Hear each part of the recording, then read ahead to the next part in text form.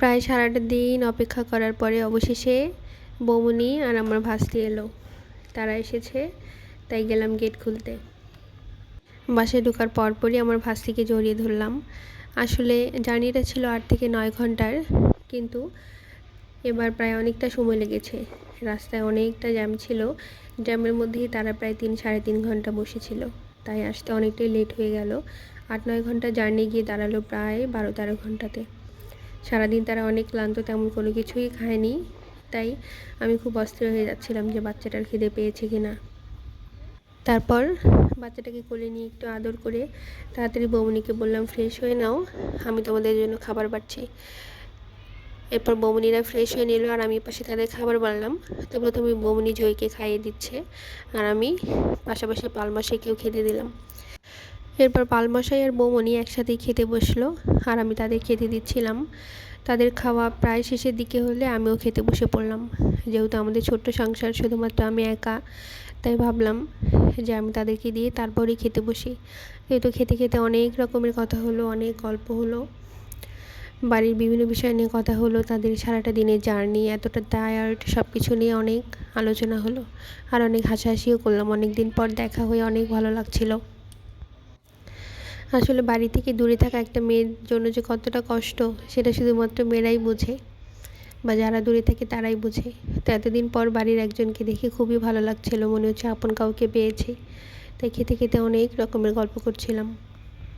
যেহেতু তারা সারাটা দিন জার্নি করে এসেছে, তাই তেমন আর কোনো কিছুই রান্না করিনি। খুবই হালকা আয়োজন করেছিলাম একটা শাকের ঘন্ট, মানে পালং শাকের ঘন্ট করেছিলাম, আলু পেঁয়াজ কলি ভাজা আর রুই মাছ ফুলকপি আলু দিয়ে ঝোল করেছিলাম। এটাই ছিল আজকের আয়োজন। তো তারপর বৌমনি খাওয়া উঠে চলে গেল ঘরে আর আমি সব জিনিসপত্রগুলো গুছিয়ে নিচ্ছিলাম, হেঁটো বাসনগুলো তুলে দিচ্ছিলাম। এরপরে পালমশাই ঘরে গিয়ে বৌমনির সারাটা দিনে আসার পথে যে টিফিন বক্সটা নিয়ে এসেছিল, সেটার মধ্যে কিছুটা খাবার ছিল, সেটা এনে ফ্রিজে রাখলো আর বাকি সব কাজ আমরা দুজন মিলেই গুছিয়ে ফেললাম। আসলে এই 12-13 ঘন্টা জার্নি করে বাচ্চা সহ সেই সকাল 6টার দিকে বেরিয়েছে বাড়ি থেকে, আর আমার বাসায় ঢুকেছে প্রায় 8টা, সাড়ে 8টার দিকে। তো সারাটা দিন জার্নি করার পরে বৌমনি আর জয় অনেকটাই ক্লান্ত ছিল, আর যেহেতু অনেকটাই শীত, তাই শুধুমাত্র ড্রেস চেঞ্জ করেই ফ্রেশ হয়ে তারা শুয়ে পড়লো। তো বৌমনি বলছিল যে তার অনেক মাথা ব্যথা করছে, একটু চা হলে ভালো হয়।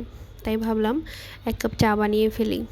তাই সব কাজকর্ম শেষে বৌমনিকে বললাম, তুমি একটু অপেক্ষা করো, আমি চা বানিয়ে দিচ্ছি। এরপর চলে এলাম রান্নাঘরে। প্রথমে ভেবেছিলাম সারাদিন যেহেতু জার্নি করেছি একটু আদা চা করি। বৌমনিকে জিজ্ঞাসা করতেই বলল যে না রে, প্রচণ্ড মাথা ব্যথা করছে, এখন আর লাল চা খাবো না, তুই বরং আমাকে একটু দুধ চা করে দে। তাই পরে দুধ চাই করে ফেললাম। প্রথমেই চাটাকে চাপাতে দিয়ে ভালো করে ফুটিয়ে নিলাম। বৌমনি বলেছিল যে সে একটু কড়া লিকারের চা খাবে, তাই চাটাকে একটু বেশি করে চাপাতা দিয়ে ঘন করে ফুটিয়ে নিয়েছিলাম।